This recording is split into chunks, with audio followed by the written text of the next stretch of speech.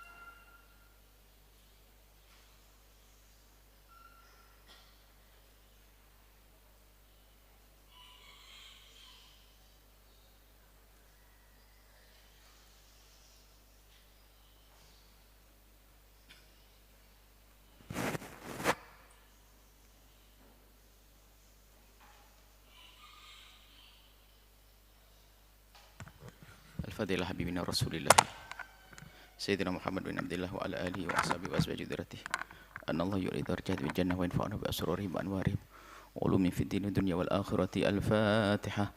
A'udzu billahi minasyaitonir rajim. Bismillahirrahmanirrahim. Alhamdulillahi rabbil alamin arrahmanir rahim maliki yaumiddin. Iyyaka na'budu wa iyyaka nasta'in ihdinas siratal mustaqim.